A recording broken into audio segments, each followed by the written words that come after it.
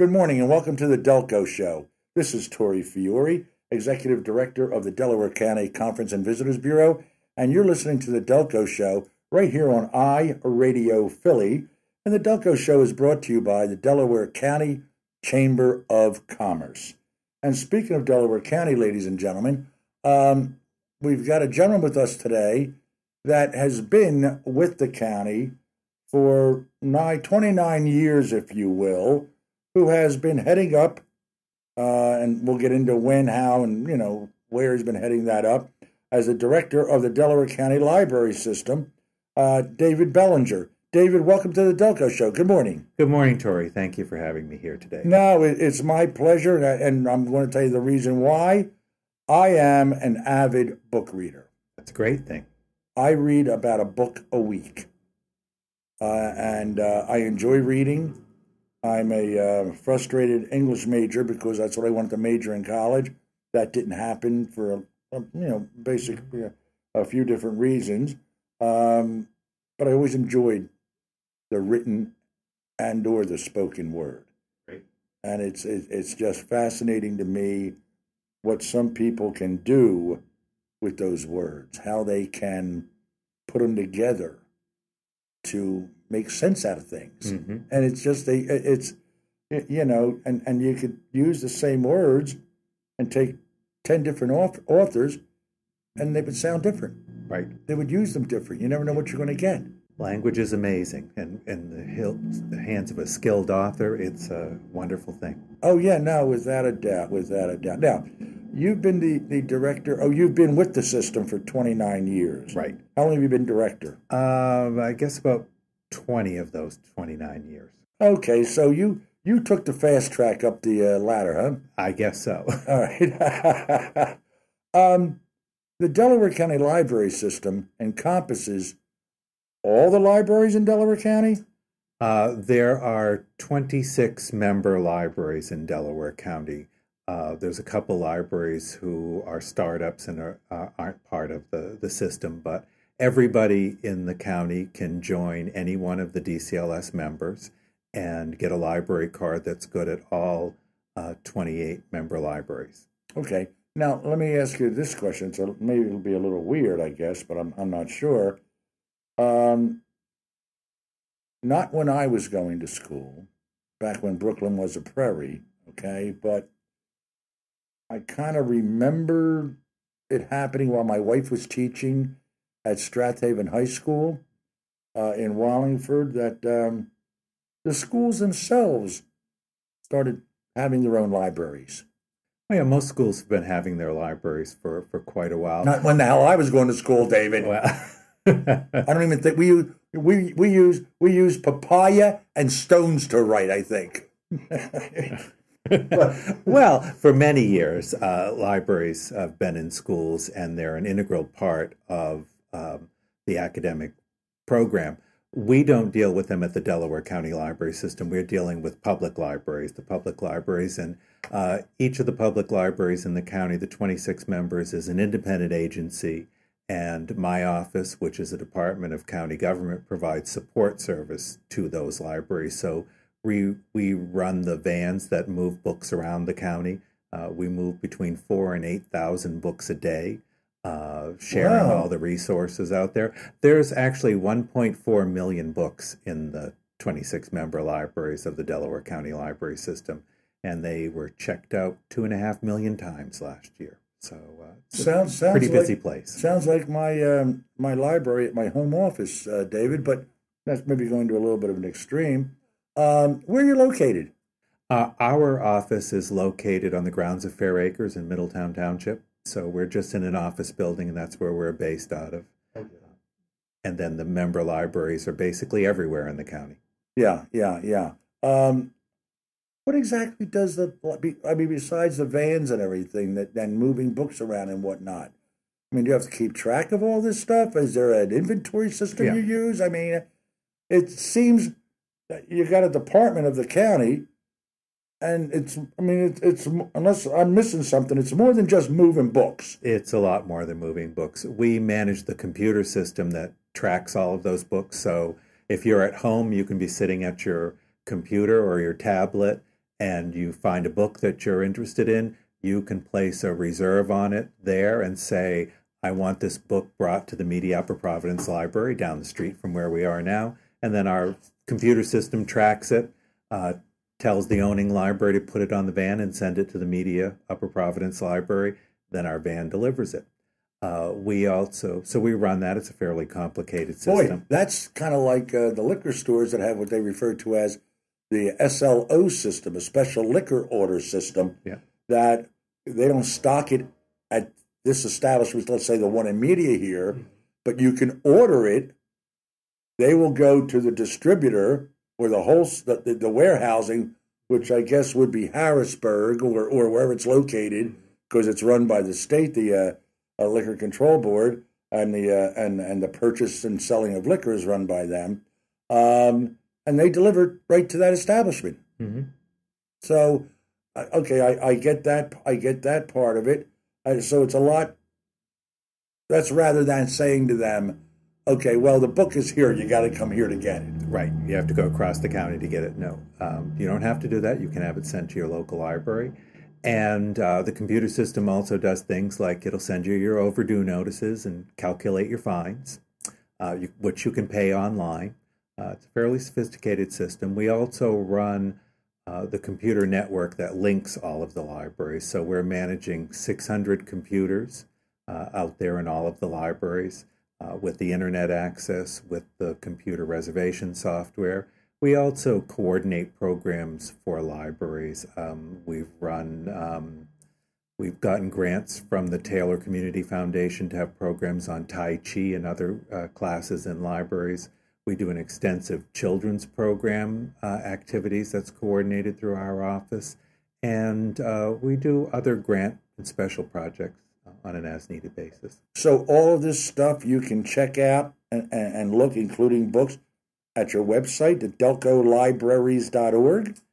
That's right. You can go there and look at our catalog of books and see all of the things that are available. And it's, DVDs and books and audiobooks and such. And also our digital library can be accessed from that website. So we have a fairly large collection of ebooks and downloadable audiobooks, which you can download to your tablet or your phone or your Kindle or your Nook, whatever device you have. There's ebooks and audiobooks too. So you were mentioning that you like to listen to audiobooks. You don't even actually have to visit the library. You can visit our virtual branch and download directly from that from our website. Wow. Now, again, you've been in the business of books, library system, for 29 years with the county. Were you involved in the library before this? Not really. I pretty much went to library school. I got my master's in library science and started with the county as the computer coordinator 29 years ago, back when we had 10 computers in all 26 locations. Yeah. And I've seen it grow to 600 computers since then. Library school. I mean, my degree is in business and speech communications. Mm-hmm. So you can get a degree in library services or? Yeah, library science is usually library sciences. Yeah. Where'd you go to school? I went to Villanova. Do a lot of schools have a curriculum for that? Fewer than there used to be. Villanova's closed several years ago, but Drexel has a big program. The University of Pittsburgh has a good program. Rutgers has a good program. We're looking at the overall county budget for what all of the libraries together spend on programs and such is $13 million. So wow. It's a fairly complicated system, and special training is very helpful to that. And also serving the public. And it's gotten more complicated with all of the technology, and all the capabilities are great. But, there needs a professional librarian out there to help manage that. All right, now let me see if I get this right. David, are you looking at my notes? Because that was going to be my next question, okay? You've been doing this for 29 years. You went to school for it, which would have been 29, or 33 years ago. Yeah, I don't like to count, but yeah, that's Look, close enough. Trust me, I can count higher than you, all right? But when you were taking your degree in library services, did anybody think of what the hell it was going to be today? Did anybody have a clue? Not really. There was no internet. The Apple IIe was like the most sophisticated personal computer. I think an IBM PC cost, I don't know, $4,000 or $5,000. Sure. And it didn't have a hard drive. So a lot has changed since then. Is it for the better? I think so. I mean, there's just more ways of accessing the information. Some people say, hasn't the internet put libraries out of business? But, as far as use goes, our 6 busiest years have been the last 6 years in terms of number of people coming through the door and the number of items checked out. Really? Yeah. And I would have thought just the opposite, the way that they talk so highly of, Amazon and all that sort of stuff and everything. No, I think actually part of it was due to the economic downturn. People were looking for places of low-cost entertainment and information. And also a lot of people came in to use our public access computers to do their resume, to do their applications, to do their email, because nobody takes a paper application anymore. Yeah, you're right about that. So have you seen over the years a difference in what people are checking out from the library? Sure. There's more interest in novels and such. There's more book groups than ever before. And we support that with things like we have a book club in a bag. So you can check out 10 copies of a book for your book club. It comes in a handy bag with questions to stimulate discussion. And so there's a lot more of that kind of reading. More people are reading nonfiction that is narrative, so it has a storyline, biographies, and those sort of things. But our other nonfiction, like how to do stuff and facts and those sort of things, that sort of has been impacted by the internet. There's less of that, but more of everything else. I know my wife is a big proponent and gives kudos to the library system. She uses the Media Upper Providence Library, and she takes out basically only religious books. Now, the reason why is she retired from teaching, and she decided what she wanted to do something. I said, do whatever you want. She's a Renaissance woman. Her girlfriend suggested she comes to a Bible school with her at Temple O Shalom, and there's a handful of women that are doing these Bible classes. And she started reading up and doing the Bible and everything. And she read the Bible when she was a kid growing up. I call it Kabbalah. So, and they get a kick out of that. But she goes in and reads everything she can now on religion, all sorts of religions. And she gets everything from the library. Our libraries have great collections on all sorts of topics, just about anything you would like. There's a whole bunch of books out there in the libraries.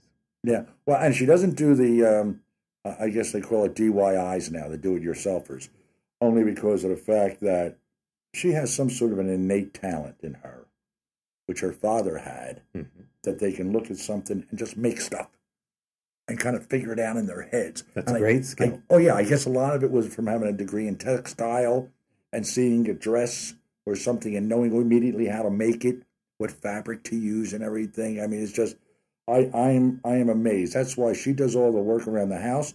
I do all the cooking at home. Works out as much better. It's a much cleaner way of being married for 30 years because I do what I'm told, David. And speaking of doing what I'm told, I'm being told by Stephen E. Kessler II here that we have about 20 seconds left and we need to go to break. So, ladies and gentlemen, we're speaking with David Belanger, Director, Delaware County Library System, DelcoLibraries.org, that's plural libraries, You can reach them at that website or 610-891-8622. This is the Delco Show on iRadio Philly, and we'll be right back. Welcome back to the Delco Show. This is Tori Fiore. You're listening to the Delco Show on iRadio Philly. The Delco Show is brought to you by the Delaware County Chamber of Commerce. We can't forget to thank our wonderful lunch sponsors, folks. Primo Hoagies on Baltimore Pike in beautiful downtown Media. They have a variety of hoagies, a menu that's too big to even, try to mention and remember on the air. All sorts of different kinds, but some great, and the bread is just fantastic. Some great hoagies, and they always send us 3. That is an adventure, because we never know what we're going to get from any particular Wednesday that we do the show. And Katie, our erstwhile administrative person here at Headroom, always gets one of the hoagies. And I pretty much save mine for dinner tonight and turn to Corinne and say, "You're on your own. I got my dinner, But me doing the cooking at home, I always make sure that she's got something to eat, because I know where my bread is buttered on, which side it's buttered on." So anyway, we're looking for that surprise from Primo's and Headroom. We are broadcasting from Headroom, which is located on State Street at the intersection of State Street and Veterans Square in downtown Media. It's a great place here. We have a corner office suite, beautiful large windows so we can see the trolley coming by, see the folks walking down on this beautiful day.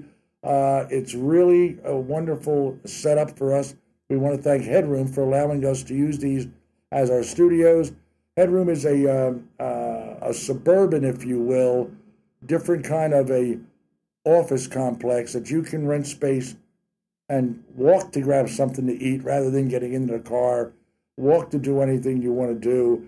And they have small office spaces up to the size of conference room, state of the art. So again, Headroom, thank you. Check them out on headroom.net. Very, very reasonable prices. So to Headroom and Primo Hoagies, thank you very much. We are with David Belanger, who's the director of the Delaware County Library System, and we've been talking a little bit about how this whole library system works. But I want to go backwards a second here, David. Okay. We talked about, going to college for library services and everything and whatnot. And you have only been a Delco guy for how many years now? I guess it's been 33, almost 34 years. 34 years. And you told me that you were born in Maine. Yes, Mexico, Maine. Yeah, I want to talk about that a second, okay, David? Mexico is warm, hot. It's got an ocean and a gulf on either side of it. Right. Nice water. You can do a lot of different things. And then you have Maine. What the hell? Well, that section of Maine has a whole bunch of towns named after other places. You've got Norway and Paris and Peru and Denmark and China and Mexico. What is their problem? I don't know. I think somebody just was adventurous when they were naming towns up there. They wanted to travel, and they probably couldn't afford to go much further than 20, 30 miles. So now you can visit all those places within a day. Yeah, okay. You keep on going with that, David. I'll believe that when I see it, all right? I just think they weren't very creative people. Oh, let's use these names. All right, fine. This works for me. Howdy. Anyway, so, I mean, Maine, did you live anywhere else before you came to Delco? I came to Pennsylvania to go to college. I went to my undergraduate degree at Kutztown. Okay. So looking for someplace a little further south than Maine. Yeah. That's a good state school. It's a very good state school. Yeah. I know that one of the things, because that's my background, was television and radio. They're very good in that mass media market. Right. Excellent school in that. In fact, I think they used to have I don't know if they still do, they used to run their own cable station up there. Yeah. My undergraduate degree was in television production. Oh, okay. Well, then you and I have something in common. Right. So you could have gone the television route or the library route. I worked for a few years for American Cablevision doing their community access programming. Oh, really? Yeah. Okay, because I worked a number of years, many, many moons ago, in public television for Channel 12, WHYY, and WHYY FM radio. And there was an interesting handful of years of experience there. So, yeah, it all kind of fits in everything. We talked about the technology and everything. Mm-hmm. Do people specifically actually come in and use the computer to read ebooks? They don't come in to the libraries to read the ebooks. They come in to use our computers to surf the internet and check their Facebook page and do their homework and their job search. So there's people that don't have computers at home? There's still a lot of people that don't have computers at home. So, and there's also people who are traveling and need to stop and check their email. So they stop by the library for that. And a lot of traveling business people come and stop by the library to use the Wi-Fi. Most of the libraries have Wi-Fi now, and a lot of them have electrical outlets. So you can plug in and recharge and do a little work in the comfort of the library. But as far as checking out the ebooks, that's actually normally done at home. And we can see when people are checking out things, so we know it happens 24 hours a day. People are waking up and they need something to read at 3 in the morning, so they're checking out an ebook. They're checking out an audiobook. We even have downloadable magazines. We have a service called Zinio. That has just hundreds of magazines. What's it called again? Zinio. Zinio. Yeah, you go to our website, delcolibraries.org, and click the Zinio icon, and you can download Fast Company, Inc., Forbes, The Economist. Those are some of our popular business magazines, and we have everything else from Soap Opera Digest to the National Enquirer. So there's all of those magazines available. And they're the full issues that you download to your computer or tablet, and you can sit in the doctor's office and read up-to-date magazines instead of the old ones that are there. Now, did you work before you went to work for the Delaware County Library System? Did you work in a library system anywhere else before? No, pretty much I came out of graduate school right into the Delaware County Library System. You seem like you enjoy it. It's a great job. It's good people to work with, and the public loves libraries. They enjoy us, and it's a good place to be. Oh, so let's find out about David Belanger. What are your reading habits? What are my reading habits? Well, I read a lot of mysteries. I like audiobooks. Part of my job involves going to meetings at the state library frequently. So audiobooks on the road is a great thing. I download an audiobook from our service onto my iPhone, and then my iPhone talks to the stereo in the car. So it's a great way to get books read, audiobooks on the way. Currently, I'm reading a book called Braiding Sweetgrass. That was the book selected by Longwood Gardens for their community reading project, and they involved Delaware County libraries in that. Huh. We're going to get to community involvement in a second, and youth programs and stuff like that. Name me a mystery writer that you're a fan of, that you've pretty much gone through everything they've written. Oh, good Lord. It's hard to pick one. But Never heard of Good Lord before. Yeah. Have you read anything really interesting? Yeah, it's written a lot. Yeah, the Bible. I think a couple people have read that. But certainly our local author, Lisa Scottolini, is a great read for mystery books. So we'll give a plug for the local girl. Yeah. Born in Norwood, born in Delaware County. Was she really? Yeah, now lives in Chester County. Yes. I'm going to have to make a note of that. Delaware County, Norwood, huh? Yeah. Only because we have something on the Brandywine